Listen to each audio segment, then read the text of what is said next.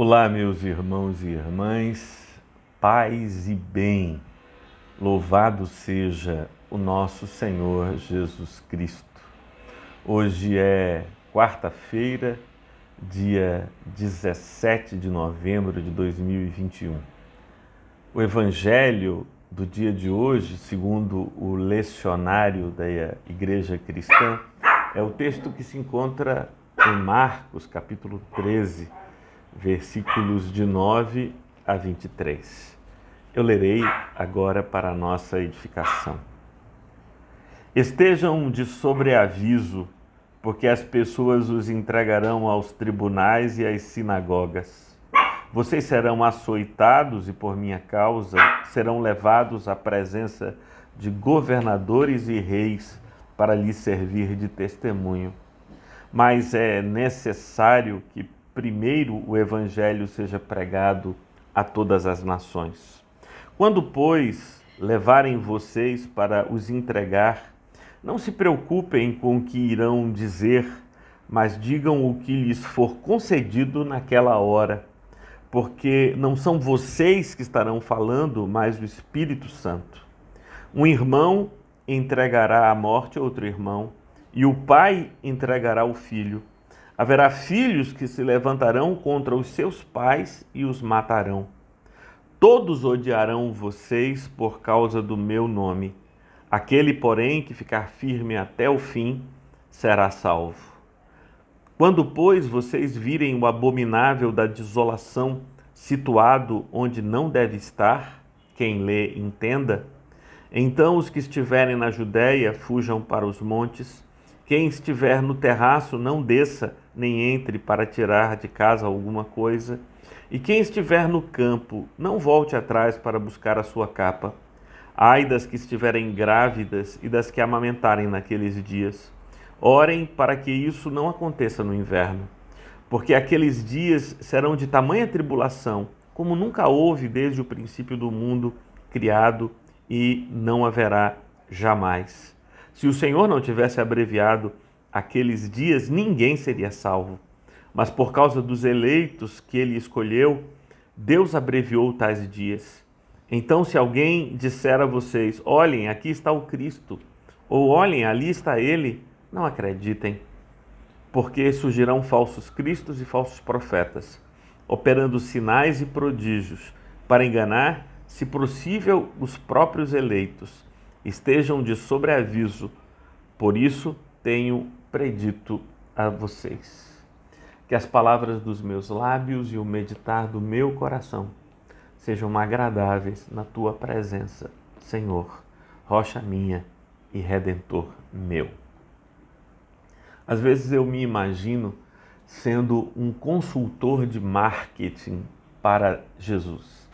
Se eu fosse, como Pedro tentou ser em algum momento da vida dele, um consultor de marketing, eu diria como fez Pedro, e que está registrado no Evangelho de João, no capítulo 20, que ele não dissesse algumas coisas, porque não pegaria bem para ele. Um discurso como esse sermão profético, onde ele promete adversidades, injustiças, traições, dores, esse é o tipo de discurso que não deveria ser feito.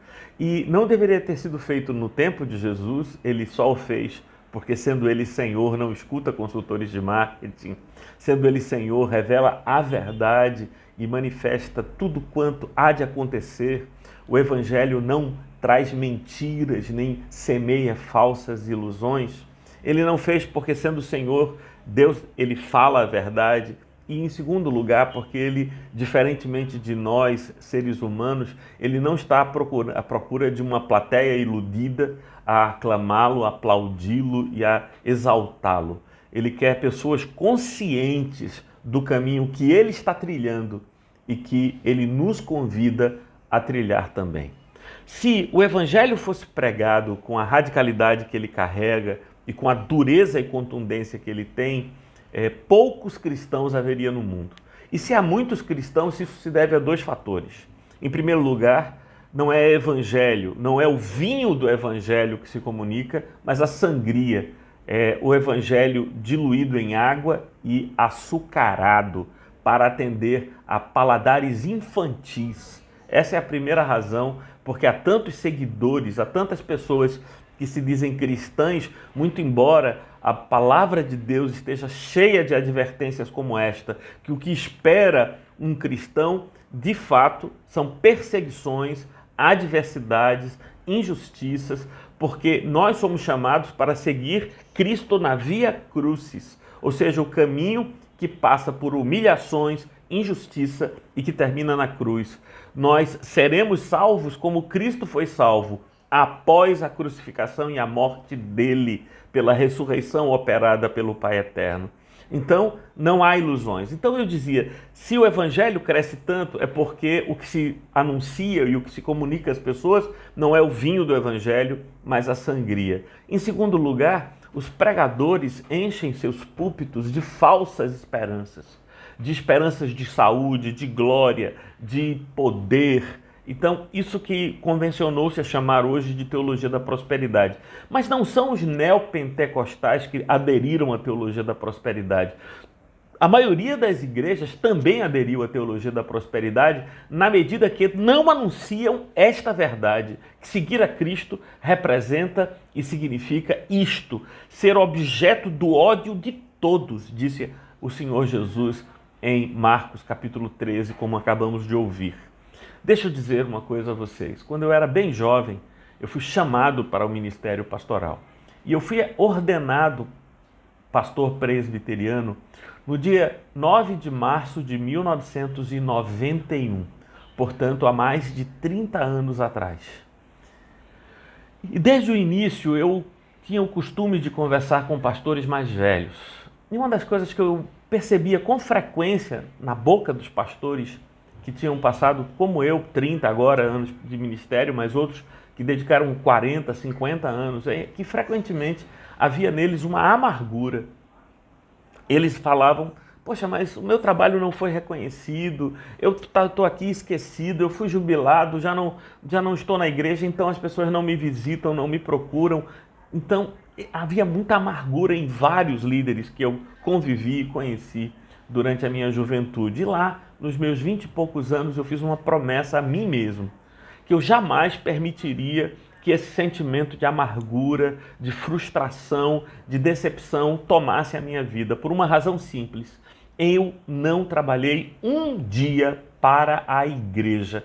Ao longo destes 30 anos, eu nunca servi à igreja, nunca servi aos membros da igreja. Eu servi na igreja a Deus unicamente.